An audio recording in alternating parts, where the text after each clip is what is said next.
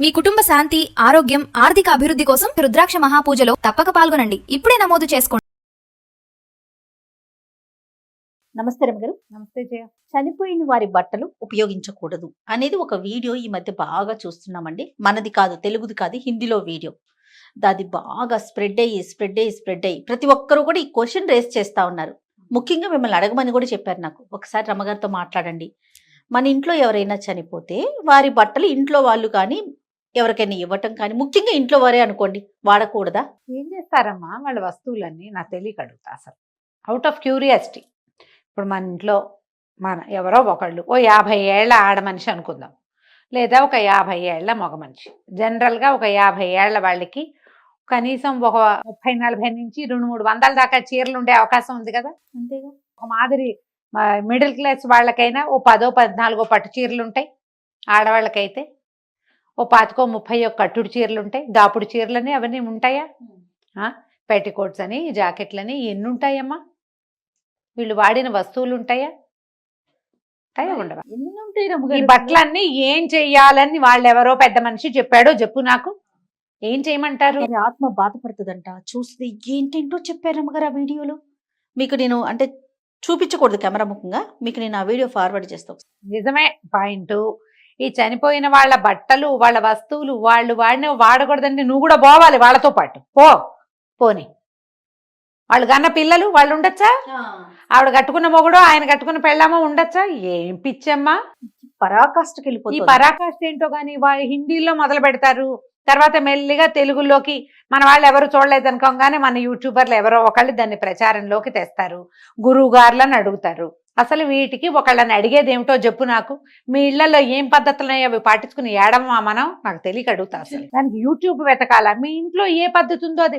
ఒక్కొక్క అత్తగారులు ఉంటారు, ఏమిటో ఎవరెవరెవరెవరివో చూసి 4 యూట్యూబర్లను చూసి 40 మంది గురువు గారులను చూసి మధ్యలో హిందీ అక్కయ్యల్ని, హిందీ అన్నయ్యల్ని చూసి ఇంగ్లీష్ వాళ్ళు మన పుణ్యం పుచ్చి ఇవి చెప్పటం లేదు.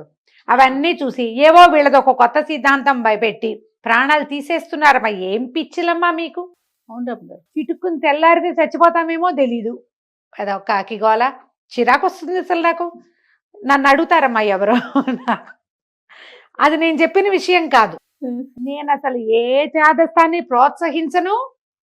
నేను చాదస్తంగా చేసుకోను. ఒకవేళ నేను చేసుకున్నా మా ఇంట్లో ఏదైనా ఒక విధానం ఉంటే జయ, నేను అటు హరిహరాదులు అడ్డమైన దాన్నే పట్టిస్తా జయ. లేదా నాకు అనుమానం ఉంది అడగాలనుకుంటే మా పిన్నత్త గారిని అడుగుతా. మా అత్తగారు లేరు కాబట్టి ఆవిడ పెద్దవారు మా ఇంట్లో. అత్తయ్య ఏం చేయాలి అని ఆవిడని అడుగుతా. ఆవిడ ఏదో నీ తోచినట్టు చేసుకోమా అనో, లేకపోతే ఇత చెయ్యాలమ్మా అన్నట్టు ఖచ్చితంగా దాన్ని ఫాలో అవటమే ఏమైనా సరే.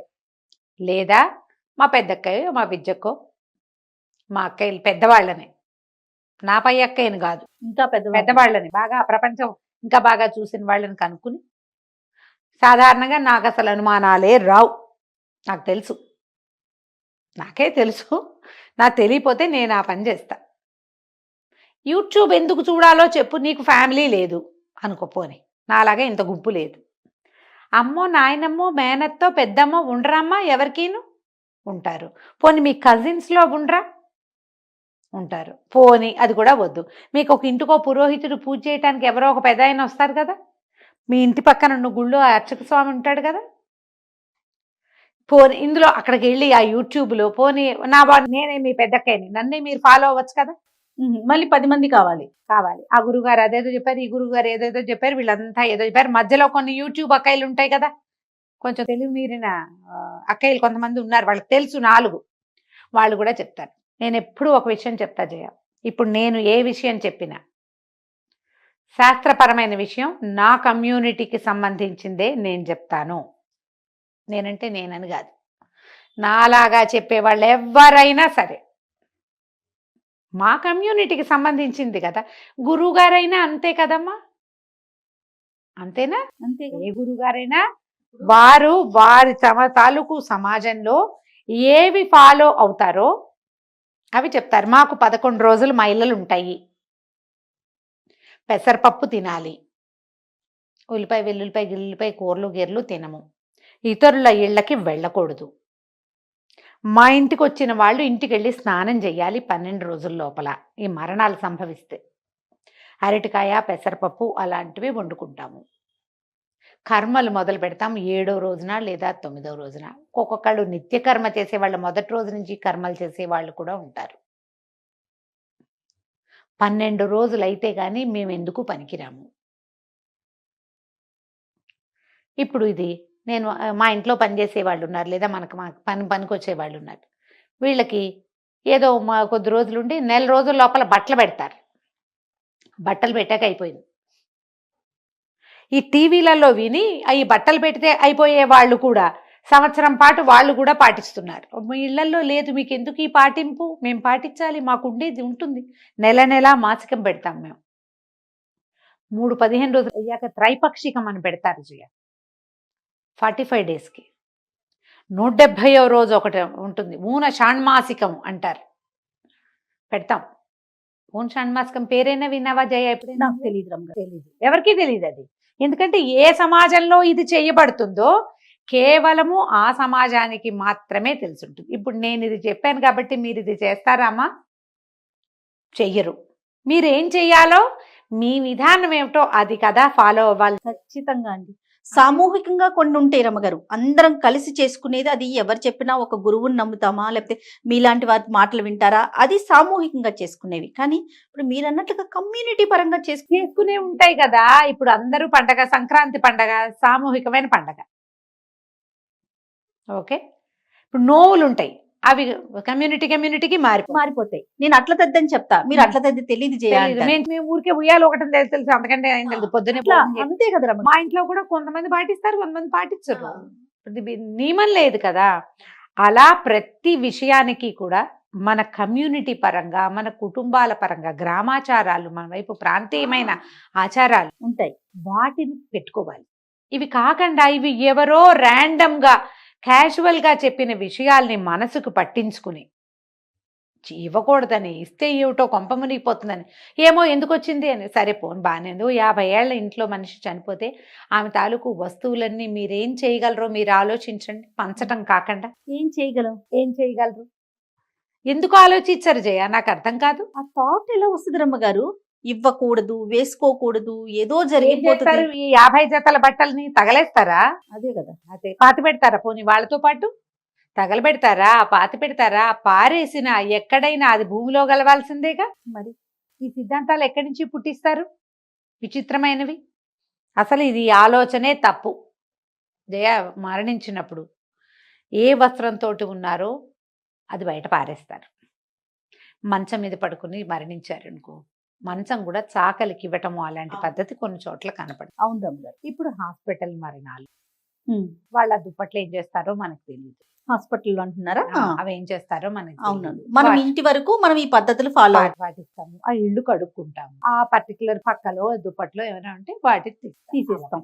ఎందుకంటే దీనివల్ల ఎంతో కొంత కీడు ఉంటుంది. ఆ బీరువాలో పెట్టున్న బట్టలు ఏం చేస్తాయమ్మా? అల్మార్లలో ఉన్నవి, బీరువాల్లో ఉన్నవి ఏం చేస్తాయి? ఏమవుతాయి అవి? శుభ్రంగా పిల్లలు పంచుకోవచ్చు. అమ్మల చీరలు ఉంటే ఆడపిల్లలకి ఇవ్వరా? చక్కగా పుచ్చుకుంటారు కదా. బంగారం పుచ్చుకుంటారు కదా. బంగారానికి వచ్చేసరికి నాకు నాకు అని చెప్పి గొడవలు పెట్టుకోరా రమ్మగారు. బంగారం, వెండి సామాన్లు, అమ్మ ఆస్తి, అమ్మకి పసుపు కుంకంగా వచ్చిన పొలము, అమ్మ సూత్రాలు ఎవరు తీసుకోవాలి అనే డిస్కషను, ఇవన్నీ ఉన్నప్పుడు బట్టలకు వచ్చిందా అమ్మ? ఏమిటి బట్టల్లో ఉండిపోయింది అమ్మ? వీటన్నిట్లలో లేకుండా మీలో లేదు, మనం కూడా వెళ్దామా? సరిగ్గా ఆలోచించండి. అనవసరమైన పిచ్చి వీడియోలు దయచేసి చేయకండి. ఎవరి కమ్యూనిటీలో ఏముంటుందో ఆ రకంగా వాళ్ళని పాటించుకొనిద్దాము. ఇది ఇప్పుడు ఒకవేళ మీకు అంత చెప్పేయాలని ఉంటే, మేము ఈ కమ్యూనిటీ, మా దాంట్లో మేము ఇలా చేస్తాము అని చెప్పండి మీకు ఉంటే గనక కదా. మీ కమ్యూనిటీ వాళ్ళే పాటిస్తారు. సరిపోయిందా?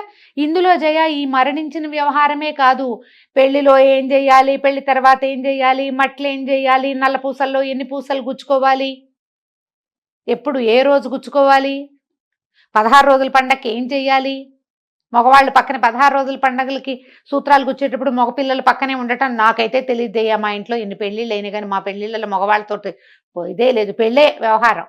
16 రోజున పెద్దవాళ్ళు 4 ఆడవాళ్ళు ముత్తైదులు కూర్చొని నన్ను మళ్ళీ అబ్బాయి రావడం, అబ్బాయి పక్కన కూర్చొని మెళ్ళో వేయటం, అదో పెద్ద వేడుకలాగా చేయటం ఏం లేదమ్మా. మీరు వీడియోల కోసం చేసుకుంటే అది చూసి మనం కూడా అలాగే చేయాలని వీళ్ళంతా అంటించుకోవటం. ఆ మొగుడిని గౌరవించండి అమ్మా దయచేసి, అది ఇంపార్టెంట్. ఆ సూత్రాలని గౌరవించండి, మెళ్ళో నుంచి తీసి చిలక్కోయికి తగిలించి దిండు కింద పెట్టి చేయకండి. ఇలా మొదలుపెట్టి ఇది ఇందులోకి తీసుకెళ్తారు. ఈ చావుల్లో వద్దని చెప్పి మళ్ళీ ఇంకొకటి ఏదో కీడు ఏమీ ఉండదు. కీడు బాడీ ఉన్నప్పుడు అప్పుడు, ఎందుకంటే దాని నుంచి రకరకాలు రిలీజ్ అయిపోతాయి కదా, అందుకు ఇల్లు కడుక్కోవటము అవన్నీ చేస్తాం. ఈ పిచ్చి ఆలోచనల్ని పెంపొందించుకోవద్దు, చేయొద్దు. ఒకవేళ నాన్నగారో తాతగారో కాలం చేస్తే వాళ్ళ వస్త్రాలు వాళ్ళ పేరుతోటి కొంత దానం చేసుకుని కొంత ఇంట్లో పిల్లలు కట్టుకోవచ్చు. నాన్న షర్టు అబ్బాయి వేసుకున్నాడు అనుకో, చూస్తే తల్లి కడుపులో నా తండ్రి గుర్తొస్తాడు, అక్క చెల్లెళ్ళందరికీ నాన్న గుర్తొస్తారు. అది మంచే గాని చెడు కాదుగా. మరి మీ దుఃఖం రివైజ్ అవుతుంది అనుకుంటే ఎవరికైనా ఇవ్వండి, లేకపోతే పిల్లలు శుభ్రంగా వేసుకోవచ్చు, ఏం కాదు. దాని మీద అసలు భయపడద్దు, ఆలోచించద్దు. బీరువా లోపల నుంచి బట్టలు తీసి వేసుకోవటానికి ఏ తప్పు లేదు. శరీరం మీద ఉన్నవి వాడరు, అంతే అంతే తప్ప దీన్ని ఈ ఒక్క చోట మొదలుపెట్టి ఎక్కడికో తీసుకెళ్ళి అసలు పిల్లల బట్టలు కూడా ఎవరికి ఇవ్వకూడదని, మనకు వచ్చే మంచంతా వాళ్ళకి వెళ్ళిపోతుందని ఇలాంటి ప్రచారాలు కూడా వచ్చినాయి. ఏం చేస్తారమ్మా ఈ బట్టలన్నీ? నాకు అర్థం కాదు. అవును రమ్మగారు, మర్చిపోయాను ఇదొక విషయం. ఆ పిచ్చి ఆలోచనలు, ఇంత పిచ్చలోకి దిక్కండమ్మా, ఏం పర్వాలేదు, ఏం భయం లేదు. మీకు ఈ జాతా శౌచం మృతా శౌచాల మీద కనుక డౌట్ ఉంటే యూట్యూబ్ చూడొద్దు,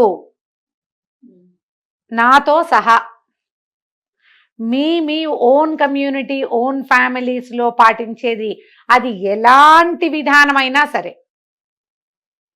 అదే ఫాలో అవ్వండి. ఎలాంటి సిచ్యువేషన్ చూడండి రమ్మగారు, కమ్యూనిటీ అనే పదాన్ని పదే పదే చెప్పాల్సి వస్తుంది. చూడండి, ఇప్పుడు ఒక మీడియాలో వర్క్ చేస్తూ నన్ను అడుగుతారు మీరేం చేస్తారమ్మా, మేము ఏదో చేస్తాం తల్లి, మా రకం మీకెందుకు, మా రకంగా మేము వెళ్తాము, మీ రకంగా మీరు వెళ్ళండి, మీకు ఏది ఉందో అది వెళ్ళండి, మా దాన్ని మీరు చేయాల్సిన పని ఉంది.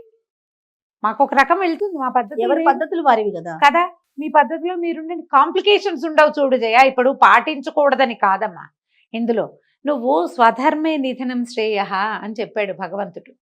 నీ సొంత ధర్మాన్ని పాటించు, నీకు భయం ఉండదు.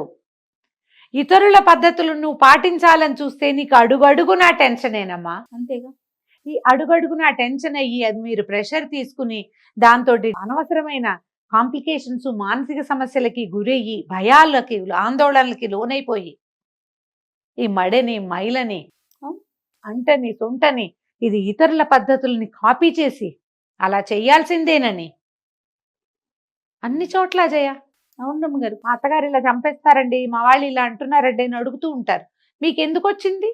మీరు ఏ విధానంలో ఉన్నారో అందులో ఉండొచ్చు కదా, ఎందుకు ఈ విధానాలు కొత్త కొత్త వాటిని ఫాలో అవ్వాలని చూస్తారు? చిన్నపిల్లలు అడిగితే ఒక అర్థం ఉంది రమ్మగారు, ఇళ్ళలో వాళ్ళే చూసి ఇంట్లో ఉన్న కోడలను కూతుర్లను మీరు ఇలానే చేయాలి, ఇది విన్నాను అది విన్నాను ఇలాంటివి కూడా వింటారు. గురుగారు చెప్పారు, ఆ గురుగారు చెప్పారు, గురుగారు సార్వజనీనంగా చెప్పారు. అది అందులో నుంచి సూక్ష్మాంశం తీసుకోండి. అందులో ప్రతి గురువు గారు చెప్పేది స్వధర్మ నిధనమేనమ్మా. వారు ఆ వాక్యం చెప్పకపోయినా సరే మా పొద్దుస్తమానం ఏవో ఒక మంచి మాటలు ప్రవచనాలు చెప్తారు. ప్రతిసారి మీకు బొట్టు పెట్టి చెప్పలేరు కదా ఏ గురువు గారైనా కూడా. అంతేగా, మన ధర్మాన్ని వదిలిపెట్టద్దు అన్నది వాటికి ఏంటంటే వాటి వెనకాల సారాంశం అదే. నువ్వు భక్తి కానీ తాత్పర్యం కానీ పండగ దీని గురించి ఏదైనా సరే దాని వెనకాల మీ విధానాన్ని మీరు పాటించండి, దాన్ని మానద్దు. మా విధానాన్ని పాటించు అని గురువు చెప్పటలా, మీరు గురువుని పెట్టుకోండి. ఆ గురువు ఎక్కడ, నేను పదే చెప్తున్నా, యూట్యూబ్ గురువు కాదు, ప్రత్యక్ష గురువు ఉండాలి. నీకు ఒక అనుమానం వచ్చింది, ఇప్పుడు నువ్వు నన్ను అడుగుతావు జయ. అవును రమ్మగారు, నేను ఎక్కడున్నా వెంటనే నా ఫోన్ అందుబాటులో ఉంటుంది. అవును, నువ్వు ఫోన్ చేస్తే తీయకుండా ఉంటానా నేను? అస్సలు. ఒక నిమిషం అయితే నేనే కాల్ బ్యాక్ చేస్తా. మీ గురువు అలా అందాలి, మీకు ఉండాలి. అవును, అప్పుడు మీకు ఈ శంకలు ఉండవు, ఈ టెన్షన్ ఈ భయము ఉండదు. ఇలా ఎవరెవరినో విని వాళ్ళు అలా చెప్పారు, వీళ్ళు ఇలా చెప్పారు, ఆయన అలా చెప్పారు, ఇప్పుడు ఏం చెయ్యాలి? ఆ పీరియడ్ ఇష్యూస్ వింటూనే ఉంటా జయ నేను. నాయన నా తలకాయ నొప్పి వచ్చేస్తుంది. మొన్న లాస్ట్ గా మనం అనుకున్నాం కదా ఇంకొకసారి మాట్లాడుకుంటాం. నిజమండి, అనుమానాలు బాగా పెరిగిపోతాయి. ఎందుకంటే వీటి వల్ల వాటి జోలికి వెళ్ళొద్దు. మీ విధానాన్ని తెలుసుకోండి. ముందు మిమ్మల్ని మీరు తెలుసుకోండి ఫస్ట్. మనకేం విధానం ఉంది, అసలు మన పద్ధతి ఏంటి, మన ఫ్యామిలీ ఏంటి, మన రకం ఏంటి మీకు తెలుసుంటే, అందులో ఏవో క్రూడ్గా ఉన్నాయి కొన్ని మీకు నచ్చలేదు, మీలో మీరు నలుగురు మాట్లాడుకుని ఈ పద్ధతిని పక్కన పెడదాం. వీళ్ళు ఎవరో చెప్పారు అది బాగుంది ఇది పాటిద్దాం, అందరూ పాటించండి. ఆవిడ ఒకటి నువ్వు ఒకటి పాటించొద్దు, అందరు కలిసి పాటించుకోండి చక్కగా, బాగుంటుంది. అప్పుడు ఒక్క గురువుని పెట్టుకోండి అంతే. నమస్తే గారు. నమస్తే.